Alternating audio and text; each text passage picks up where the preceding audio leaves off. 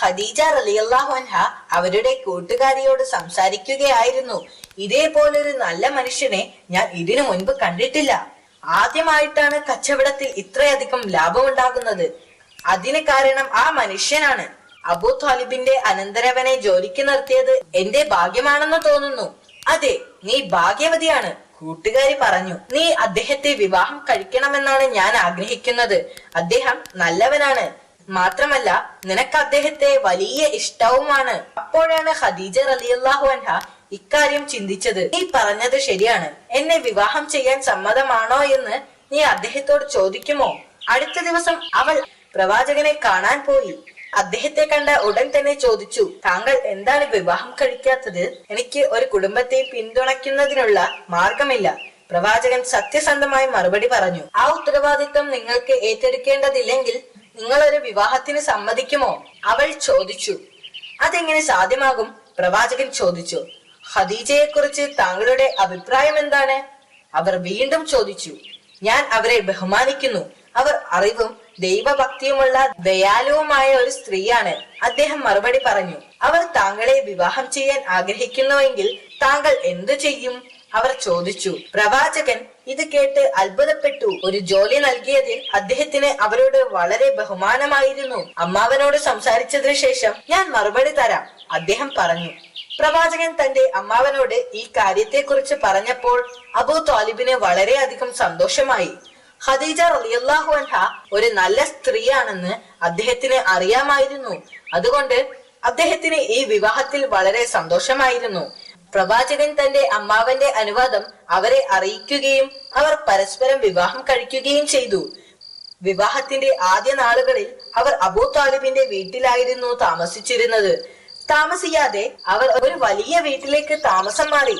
പ്രവാചകനും ഖദീജ റളിയല്ലാഹു അൻഹയും ആ വീട്ടിൽ സന്തോഷത്തോടെ ജീവിച്ചു.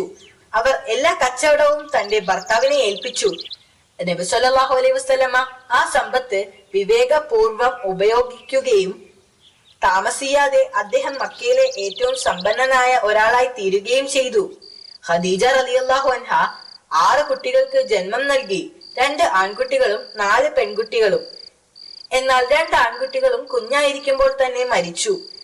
സൈനബ, റുഖിയ, ഉമ്മു കുൽസും, ഫാത്തിമ ഇവരായിരുന്നു അവരുടെ പെൺമക്കൾ. അവർ വളർന്ന് സുന്ദരികളായ യുവതികളായി മാറി. വർഷങ്ങൾ കടന്നുപോയി. എന്നാൽ ഇപ്പോൾ അദ്ദേഹത്തിന്റെ മനസ്സിൽ പല ചോദ്യങ്ങളും ഉയർന്നു വന്നുകൊണ്ടിരുന്നു. അദ്ദേഹം പലപ്പോഴും ഹിറ പർവ്വതത്തിന്റെ മുകളിൽ പോയി ഇരിക്കുമായിരുന്നു. അവിടെ ഇരുന്നാൽ മക്ക മുഴുവനായും കാണാമായിരുന്നു. അദ്ദേഹത്തിന്റെ സംശയങ്ങളിൽ പലതും മുൻപ് ഇബ്രാഹിം നബിക്ക് ഉണ്ടായിരുന്നതായിരുന്നു.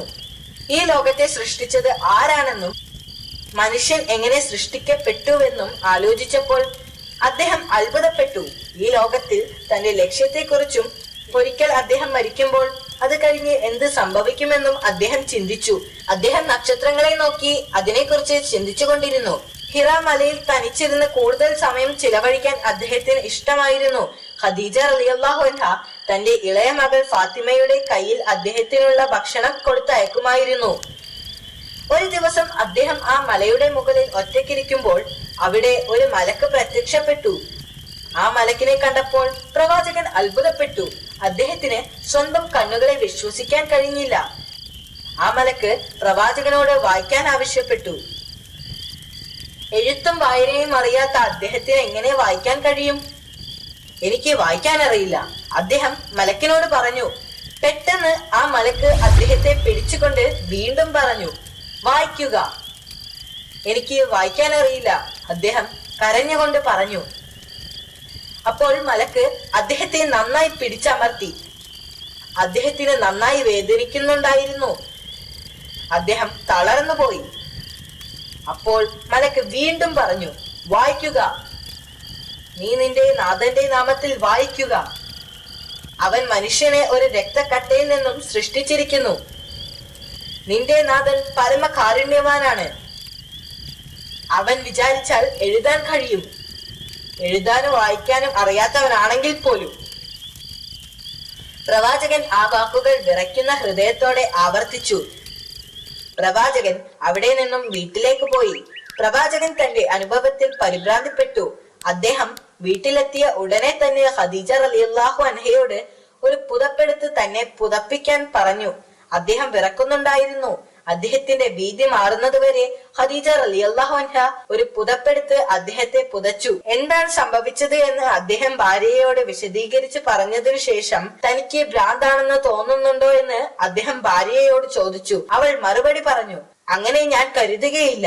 അങ്ങ് സത്യവാചകം സംസാരിക്കുന്നു, സത്യത്തിൽ വിശ്വസിക്കുന്നവനുമാണ് അങ്ങ്. അങ്ങയുടെ സഹചാരികളെ സഹായിക്കുക. തുടർന്ന് ഖദീജ റളിയല്ലാഹു അൻഹ അവരുടെ ബന്ധുവായ വരവ ബിൻ നൗഫലിന്റെ അടുത്തേക്ക് പോയി. അദ്ദേഹം വൃദ്ധനും അന്ധനുമായിരുന്നു. എന്നാൽ വേദഗ്രന്ഥങ്ങൾ അദ്ദേഹത്തിന് നന്നായി അറിയാമായിരുന്നു. അദ്ദേഹം അത് അറബിയിലേക്ക് തർജ്ജമ ചെയ്തിട്ടുണ്ട്. അവരുടെ ഭർത്താവിന് എന്താണ് സംഭവിച്ചത് എന്ന് അവർ കരഞ്ഞുകൊണ്ട് അദ്ദേഹത്തോട് പറഞ്ഞു, പരിശുദ്ധൻ, പരിശുദ്ധൻ.